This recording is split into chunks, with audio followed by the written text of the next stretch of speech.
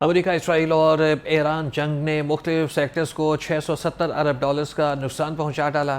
سب سے زیادہ نقصان 1 درجن سے زائد ممالک کے انفراسٹرکچر کو $400 ارب سے زائد کا ہوا۔ $200 ارب سے زائد کا اسلحہ چل گیا۔ جنگ ایک ہفتہ جاری رہی تو مزید نقصان کا امکان 1500 ارب تک جانے کا ہو سکتا ہے۔ یہ رپورٹ۔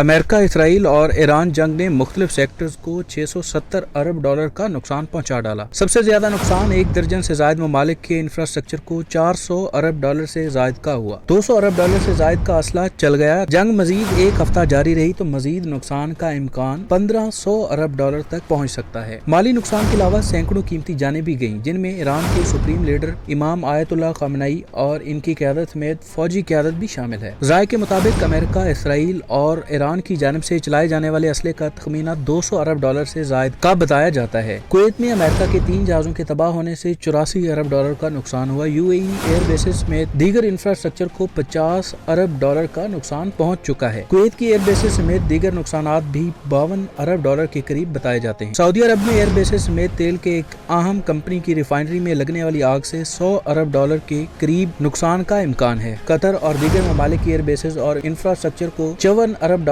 سے زائد کا نقصان پہنچا۔ اسرائیل کی ایئر بیسز، اسلحہ ڈیپو سمیت دیگر انفراسٹرکچر کو پہنچنے والے نقصان کا تخمینہ $100 ارب کے قریب بتایا جا رہا ہے۔ دنیا کی 20% جی ڈی پی عرب ممالک سے پیدا ہوتی ہے۔ پروازوں کے رکنے سے مختلف ایئر لائنز کو $20 ارب سے زائد کا نقصان اٹھانا پڑ گیا ہے۔ مختلف ممالک میں ہونے والی تجارت رکنے سے $50 ارب سے زائد کا نقصان ہو چکا ہے۔ بھارت کی اور دیگر عرب ممالک سمیت یورپ کو کی جانے والی تجارت رک گئی۔ بھارت عرب ممالک سے $100 ارب سے زائد کی تجارت کرتا ہے۔ اشرف مہتاب، لاہور۔